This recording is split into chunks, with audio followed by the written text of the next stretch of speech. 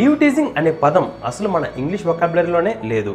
అంతెందుకు మన Indian penal కోడ్లో కూడా ఎక్కడ లేదు. ఇది సౌత్ ఏషియాలో మాత్రమే వాడే ఒక ఇండిజినస్ వర్డ్.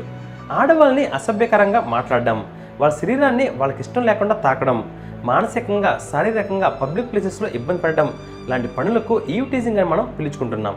నాకు అర్థం కాని విషయం ఏంటంటే, ఒక అమ్మాయిని ఇలా చేస్తే మనల్ని తిట్టుకుంటుంది, మనల్ని అసహించుకుంటుంది, పాపం ఏడుస్తుంది అని తెలిసి కూడా ఎందుకని ఒక అబ్బాయి ఈవ్ టీజింగ్ చేస్తాడనేదే నా పాయింట్. ఈ ఈవ్ టీజింగ్ వీడియో నువ్వు ఒక అమ్మాయిని ఏడిపిస్తున్నావు అనే ఉద్దేశంతో నేను తీయలేదు. నీ ఇంట్లో ఒక అమ్మాయి సమాజంలో ఏదో ఒక చోట ఏదో ఒక రోజున ఈ పరిస్థితిని ఖచ్చితంగా ఎదుర్కొనే ఉంటుంది. మేబీ మీకు చెప్పకపోవచ్చు, అంతే. ఈ వీడియో చేయడానికి ముందుగా దాదాపు నేను 50 మంది అమ్మాయిలతో మాట్లాడాను. ప్రతి అమ్మాయి తను ఈవ్ టీజింగ్ రెగ్యులర్గా ఖచ్చితంగా ఫేస్ చేస్తున్నాను అని చెప్పింది. ఇందులో మన రియలైజ్ కానీ పాయింట్ ఏంటంటే, ఈవ్ టీజింగ్ అనేది ఒక క్రైమ్ అనే విషయం మనం మర్చిపోయి అది అమ్మాయిల దినచర్యలో భాగమని మనం భావించే స్థాయికి మన సమాజం అందరికీ దాన్ని అలవాటు చేసింది. ఈవ్ టీజింగ్ అనేది ఇప్పుడు కాదు, చరిత్ర మొదలవక ముందు నుండే ఉంది. ఎక్కడైనా ఒక బలమైన స్పీసీస్ బలహీనమైన స్పీసీస్ మీద అధికారం చెలాయించడం సృష్టి ఆరంభం నుంచే ఉంది.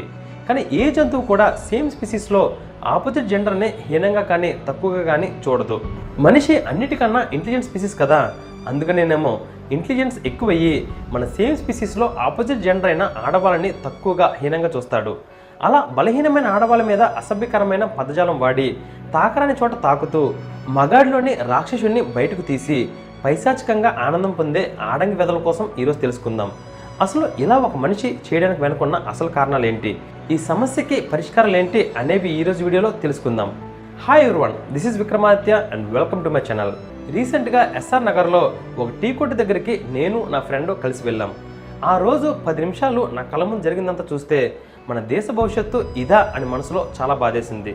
అక్కడ దాదాపు 50 నుండి 60 మంది టీనేజ్ కుర్రాళ్ళు ఉన్నారు. ఈవినింగ్ 5:30 అవుతుంది. ఒక్కో బైక్ మీద 3 లేదా 4 కూర్చొని బైక్ని లెఫ్ట్కి రైట్కి వంచుకుంటూ హై స్పీడ్లో బైక్లో కాలేజీ డ్రెస్లో వచ్చారు. వాళ్ళు బైక్స్ని ఒక డిసిప్లిన్ లేకుండా ఇష్టం వచ్చినట్టు రోడ్డు మీద పార్క్ చేశారు.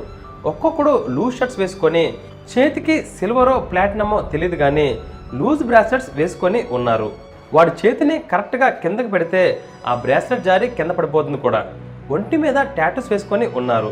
ఒకడు ఆ టీ కొట్టు దగ్గరికి వచ్చి, అన్న 3 కింగ్స్ 4 లైట్స్ 6 ఛాయ్లు అని ఆర్డర్ చెప్పాడు. ఆ ఏజ్లోనే వాళ్ళు సిగరెట్లు కాల్చేస్తున్నారు. వాళ్ళలో ఏ ఒక్కడు మరొకడిని పేరు పెట్టి పిలవట్లేదు. ఒరే పొట్టి ఎలకే, ఒరే కర్రీ ఎలకే, ఒరే లంబు ఎలకే అని పిలుచుకుంటున్నారు. బూతు లేకుండా ఒక్క సెంటెన్స్ కూడా వాళ్ళు కంప్లీట్గా మాట్లాడలేకపోతున్నారు. నా పోరి ఇది, నా పోరి అది అని చాలా అమర్యాదగా మాట్లాడుకుంటున్నారు. వాళ్ళలో 2 చేతులకి ఘాట్లు ఉన్నాయి. అవి కోసేసుకున్న ఘాట్లు. దాదాపు 12 నుండి 20 ఘాట్లు ఉన్నాయి ఒక్కొక్కటి చేతికి. నాకు అనిపించింది, ఈ వెధవ చేతి మీద కాకుండా కోసుకోవాల్సిన చోటు కోసేసుకుంటే అసలు దరిద్రం వదిలిపోయేదని. ఒకడేమో వాళ్ళ నాన్న గురించి, ఒరే నేను నా అయ్య మాటే వినను, ఎవడో మాట ఎందుకు వింటాను అని అంటున్నాడు. వీళ్ళ మన దేశ భవిష్యత్తు, మన నెక్స్ట్ జనరేషన్ ఇలా ఉండబోతుందా అని తలుచుకుంటే చాలా బాధేసింది. ఈవ్ టీజింగ్ కోసం మాట్లాడుతుంటే సడన్గా టీనేజ్ కుర్రల కోసం ఎందుకు మాట్లాడుతున్నాను అని అనుకుంటున్నారా? ఈవ్ టీజింగ్ చేసే వాళ్ళలో మోర్ దెన్ 75% ఆర్ టీనేజర్స్. వాళ్ళకి ఇలాంటి చెత్త పనులు చేయాలనే బీజం పడేది ఈ వయసులోనే. టీనేజ్లోకి రాగానే అబ్బాయిలకి అమ్మాయిలకి ఒకేసారి హార్మోనల్ చేంజెస్ వస్తాయి. సైకలాజికల్ చేంజెస్ పేరెంట్సే రాంగ్గా వాళ్ళ మైండ్లోకి ఇంపాక్ట్ చేస్తున్నారు. అబ్బాయిలు సడన్గా వాళ్ళు చాలా శక్తివంతులుగా ఫీల్ అయ్యే స్టేజ్లో నువ్వు పెద్దబడి అయ్యావు, నువ్వు చాలా తెలివైన వాడివి, నువ్వు అది చేయగలవు, నువ్వు ఇది చేయగలవని పిల్లలకి తండ్రి మెంటల్ స్ట్రెంత్ ఇస్తాడు. తండ్రి వాళ్ళ ఫ్రెండ్స్ అందరి దగ్గర నా కొడుకు ఇంజనీరింగ్ చేస్తున్నాడు, ఫస్ట్ ఇయర్ పాస్ అయ్యాడు అని ఏదో దేశం కోసం యుద్ధం చేస్తున్నట్టు చెప్తాడు. కానీ అతను గమనించిన నిజం ఏంటంటే, అందరు కుర్రాలు ఇంజనీరింగో లేదా అలాంటి చదివేదో చదువుతూనే ఉన్నారు. కానీ అమ్మాయిల విషయంలో మాత్రం సైకలాజికల్గా వాళ్ళ స్పిరిట్స్ని చంపేస్తున్నారు. బయటికి వెళ్ళేటప్పుడు తలదించుకొని వెళ్ళాలి, బాడీ అంతా కవర్ చేసుకునే డ్రెస్సే వేసుకోవాలి, ఒంటరిగా ఉన్నప్పుడు చుట్టూ పోకిరి వాళ్ళు ఉంటారని ఆమెని ఇన్ఫీరియర్గా ఫీల్ అవుతూ భయంగా తన జీవితాంతం బతకడానికి సిద్ధంగా ఉండాలి అన్నట్టుగా చెప్తారు. ఈ ఏజ్లోనే అబ్బాయిలకి పవర్ వచ్చినట్టు, ఆడవాళ్ళు వీక్ అయిపోయినట్టు ఫీల్ అవుతారు. అసలు ఈవ్ టీజింగ్ అనేది పవర్కి సంబంధించిన ఒక మైండ్ సెట్. నేను మగాడిని, నేను బలవంతుణ్ణి, నేను ఏమన్నా ఈ అమ్మాయి భరిస్తుంది కానీ బయటకు చెప్పదు, ఏడుస్తుంది కానీ ఎదురు తిరగదు అని ఒక అధికారంతో కూడిన రాక్షస మైండ్ సెట్. ఫ్రెండ్స్, ఒక మోస్ట్ ఇంట్రెస్టింగ్ కథ చదివితే చాలు అది ఒక మనిషి జీవితాన్నే మార్చేస్తుందంటే మీరు నమ్ముతారా? కేవలం ఆ కథ మీ పిల్లలకి చదివి వినిపిస్తే చాలు వాళ్ళ జీవితానికి కావాల్సిన విలువలు నేర్చుకుంటారు అంటే మీరు నమ్ముతారా? మీరు జీవితంలో అనుభవిస్తున్న లేక రాబోతున్న ఎలాంటి సమస్యకైనా పరిష్కారం ఒక కథ చదివితే చాలు మీకు దొరుకుతుంది అంటే మీరు నమ్ముతారా? Yes, it's possible only with the greatest epic ever told in the history of mankind. It's the Mahabharata. ఈ కథ ఒక సూపర్ హిట్ మూవీ కన్నా 100 రెట్లు గొప్పగా ఉంటుంది. It's a challenge. విక్రమాదిత్య మాటలో రాసిన మహాభారతం పూర్తి కథ 2 భాగాలలో పుస్తకం ఇంకా ఈబుక్ రూపంలో అమెజాన్ ఇంకా 43 ఆన్లైన్ స్టోర్స్లో దొరుకుతుంది. ఈ పుస్తకం ప్రపంచవ్యాప్తంగా 54 భాషల్లో దొరుకుతుంది. లింక్స్ ఈ వీడియో కింద డిస్క్రిప్షన్లో ఇచ్చాను, వెంటనే ఆర్డర్ చేయండి. ఎందుకంటే ఇది కేవలం ఒక పుస్తకం మాత్రమే కాదు, ఇది నీ జీవితానికి కావాల్సిన గ్రంథాలయం. టీనేజ్లో కేవలం విచక్షణ లేక, సరైన పెంపకం లేక, కన్ఫ్యూజన్లో ఏది ఆనందమో ఏది పైశాచికమో తెలియక కొంతమంది కుర్రాలు చేసే హీనమైన పనే ఈ ఈవ్ టీజింగ్. ఈవ్ టీజింగ్ చేసిన అబ్బాయిలకి అదేదో సరదాగా అనిపించచ్చేమో కానీ ఫేస్ చేసిన అమ్మాయి మాత్రం మానసికంగా చచ్చిపోతుంది.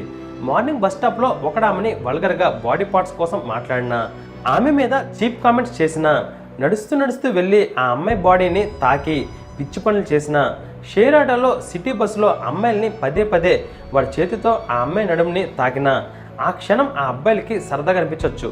కానీ ఆ అమ్మాయి మాత్రం కాలేజీకి వెళ్ళినా ఆఫీస్కి వెళ్ళినా రోజంతా తనకిష్టం లేని ఒకడు వాడి సరదా కోసం నన్ను ఒక సెక్స్ ఐటెంలో చూశాడు అనే ఆలోచన, మరలా రేపు వాడు ఇలానే ప్రవర్తిస్తాడు అనే భయం తన 24 గంటల జీవితాన్ని చాలా బాధాకరంగా గడిపేలా చేస్తుంది. బస్ స్టాపుల దగ్గర ఖాళీగా కూర్చొని అటు ఇటు పోయే ఆడవాళ్ళని కామెంట్ చేసే అబ్బాయిలు నాకు గైస్లా కనిపించరు, గేస్లా కనిపిస్తారు. వాళ్ళకి అమ్మాయిల కన్నా అబ్బాయిలే ఎక్కువ ఇష్టమేమో, అందుకనే ఆ ఆడంగి వెధవలో ఆడవాళ్ళని ఏడిపిస్తుంటారు అని అనిపిస్తుంది. వాళ్ళు నా కంటికి చీప్గా కనిపిస్తారు. డబ్బు సంపాదించడం చేతగాని వాడే డబ్బులు దొంగిలిస్తాడు. ఆ దొంగ నా దృష్టిలో ఎలా చీప్ ఫెలోనో అలానే దేనికి పనికిరాని వాడు దీని ఒక్కదానికే పనికొస్తాడు అని ఇలా ప్రవర్తించే ప్రతి విధవ నా దృష్టిలో చీప్ ఫెలోనే. అలా ఈవ్టీజింగ్ చేసే కుర్రాడు బ్యాగ్లో నుండి ఒక బుక్ తీసి 10 ప్రశ్నలు అడిగితే ఒక్క క్వశ్చన్ కూడా వాడు ఖచ్చితంగా సమాధానం చెప్పలేడు. సరే, ఇప్పుడు మనం ఈవ్టీజింగ్కి సొల్యూషన్స్ కోసం మాట్లాడుకుందాం. ఈవ్టీజింగ్ చేసే వాళ్ళు కూడా ఎవరిని పడితే వాళ్ళ జోలికి వెళ్ళరు, ఎందుకంటే వాళ్ళకు కూడా భయమే. ఏ అమ్మాయి అయితే సాఫ్ట్గా ఉండి తలదించుకొని ఈ అమ్మాయిని ఏమన్నా మనకు ఎదురు తిరగదు అని అనుకుంటాడో వాళ్ళని మాత్రమే వీరు టార్గెట్ చేస్తారు. నేను చెప్పినట్టు eve teasing is all about power. రీసెంట్గా అమీర్పేట మెట్రో దగ్గర 2 కుర్రాళ్ళు ఇలానే ఆడవాళ్ళని టీస్ చేస్తుంటే అక్కడ ఒక అమ్మాయి తన ఫోన్ తీసి వాడి ఫోటో తీసి, ఓ తమ్ముడు ఓసారి లారా అని వాడిని పిలిచి వాడి కాలర్ పట్టుకొని పక్కనున్న వాళ్ళకి అంకుల్ వీడి అసభ్యకరంగా అందరిని టీస్ చేస్తున్నాడు అని అందరితో వాడిని చెతకొట్టించింది. ఆ అమ్మాయిని చూసినప్పుడు నాకు చాలా గర్వంగా అనిపించింది. నేను ప్రతి అమ్మాయి ఇలాగే చేయాలని చెప్పట్లేదు, be diplomatic, be brave and be confident అని చెప్తున్నాను.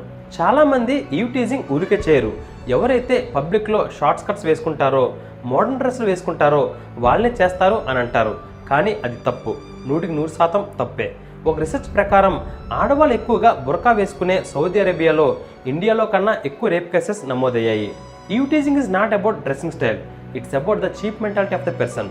వాడు కామెంట్ చేయాలి అని అనుకుంటే ఏ విధంగా అయినా ఏ అమ్మాయి ఏ డ్రెస్ వేసుకున్నా కామెంట్ చేస్తాడు. ఇది కొన్ని వేల సంవత్సరాలుగా మన సొసైటీలో డీప్గా నాటుకుపోయింది.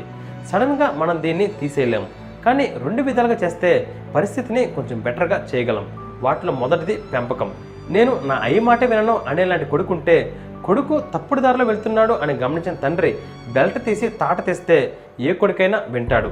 ఆ కొడుకే కొన్ని సంవత్సరాల తర్వాత మా నాన్న చెప్పిన మాట నేను విన్నాను కాబట్టే ఈరోజు మంచి స్థాయిలో ఉన్నాను అని చెప్తాడు. తండ్రి మాట వినకపోవడానికి వాడేమి ట్రైనింగ్ తీసుకున్న ఐఎస్ఐఎస్ టెర్రరిస్ట్ ఏం కాదు, నీ కొడుకు.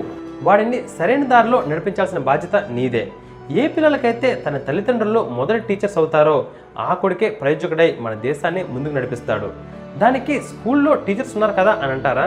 స్కూల్స్ అండ్ కాలేజెస్ యొక్క మెయిన్ పర్పస్ సంస్కారంతో కూడిన చదువు నేర్పించడం. కానీ 20 ఏళ్ళకు ముందే సంస్కారం నేర్పించడం మానేశారు. ఇప్పుడు కేవలం మార్క్స్ ఎలా తెచ్చుకోవాలో మాత్రమే నేర్పిస్తున్నారు. చదువు నేర్పించడం కూడా మన స్కూల్స్ ఎప్పుడో మర్చిపోయాయి. మన ఆడపిల్లలకి బయటికి వెళ్తున్నప్పుడు పోకిరి పెద్దలు ఉంటారు, జాగ్రత్తగా ఉండమ్మా అని తల్లి ఎలాగైతే చెప్తుందో అలానే కొడుకు బయటికి వెళ్తున్నప్పుడు నువ్వు ఏ అమ్మాయిని బాధ పెట్టకూడదు.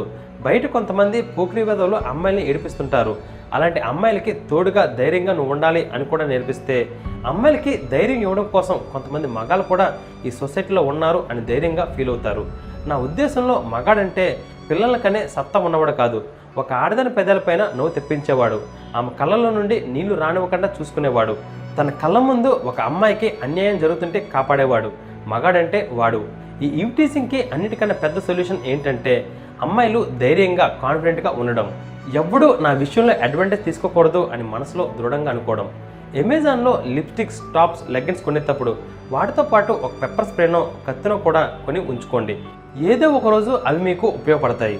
మీ మొబైల్స్లో స్పీడ్ డైల్స్లో మిమ్మల్ని అమితంగా ప్రేమించే వారి నెంబర్స్ని పెట్టుకోండి. Like father, brother, why not lover కూడా పెట్టుకోవచ్చు. పరిస్థితులు అనుకూలంగా ఉంటే ఎదురు తిరిగి సొసైటీ సపోర్ట్ తీసుకొని వాడిని కుమ్మేయండి. ఇఫ్ ఒంటరిగా ఉన్నప్పుడు ఇలాంటి వెధవ ఎదురుపడితే ఎక్కువ ఫీట్లు చేయకుండా ఆ సిచ్యువేషన్లో డిప్లొమాటిక్గా బిహేవ్ చేసి ఎన్ని విధాలా కుదిరితే అన్ని విధాలుగా అక్కడ నుండి బయటపడండి. ఇండియా ఏమీ అంత హీన స్థితిలోకి వెళ్ళిపోలేదు. రేప్ కేసెస్లో ప్రతి 100 కేసెస్లో 2 కేసులు మాత్రమే ఒక తెలియని వ్యక్తి వల్ల రేప్ జరిగిన కేసెస్. మిగిలిన 98 ఒక ఓన్ రిలేషన్ వాడు రేప్ చేయడమో, లేదా పెళ్లి విషయంలో మోసపోయిన అమ్మాయి కేసు పెట్టడమో, లేదా ప్రేమించి పెళ్లి చేసుకొని ఆ పెళ్లి ఫెయిల్ అయ్యి మరలా ఇంటికి తిరిగి వచ్చిన అమ్మాయి వాళ్ళ పేరెంట్స్ పెట్టిన కేసులు తప్ప కేవలం 2% మాత్రమే రేప్ అయ్యే స్ట్రేంజర్ కేసెస్ ఉన్నాయి. సో గర్ల్స్, మీరు బయటికి రావడానికి వెనకడాల్సిన అవసరం లేదు. మీకు నచ్చిన డ్రెస్ వేసుకోవడానికి భయపడాల్సిన అవసరం లేదు. నైట్ టైం క్యాబ్ బుక్ చేసుకోవడానికి ఎవరో ఒకరి తోడు కోసం ఎదురు చూడాల్సిన అవసరం లేనే లేదు. నైట్ షిఫ్ట్స్లో జాబ్స్ చేయడానికి ఆలోచించాల్సిన అవసరం అయితే లేనే లేదు. మా తాత ఒకరు అన్నం తింటూ మా అమ్మమ్మ వేసిన జోక్కి కొంచెం ఎక్కువ నవ్వుతూ సడన్గా అక్కడే చనిపోయాడు. ప్రమాదాలు ఎక్కడైనా ఎప్పుడో ఒకటి జరుగుతూనే ఉంటాయి. భయపడుతూ కూర్చుంటే మనం బ్రతకలేము. ఈవ్ టీజింగ్ చేసేవారు 100కి 1-2 ఉంటారేమో, కానీ మీరు ఓపెన్ అప్ అయ్యి అందరి మధ్యలో వీడు నన్ను టీజ్ చేస్తున్నాడు అని చెప్పగలిగితే మిమ్మల్ని కాపాడడానికి మిగిలిన 98 మగాళ్ళు ఎప్పుడు సిద్ధంగానే ఉంటారు. నేను కూడా సిద్ధంగానే ఉంటాను. So girls, be safe, be brave, be confident and be happy. Friends, next ఎపిసోడ్లో కంటెంట్ వేరే లెవెల్లో ఉంటుంది. Don't miss it. నేను రాసిన మహాభారత పుస్తకాన్ని ఇప్పుడే ఆర్డర్ చేయండి. లింక్స్ ఈ వీడియో కింద ఉన్న డిస్క్రిప్షన్లో ఇచ్చాను. అలాగే ఇప్పటి వరకు నా ఛానల్ని మీరు సబ్స్క్రైబ్ చేసుకుని ఉండకపోతే వెంటనే సబ్స్క్రైబ్ చేసుకోండి. Till then take care.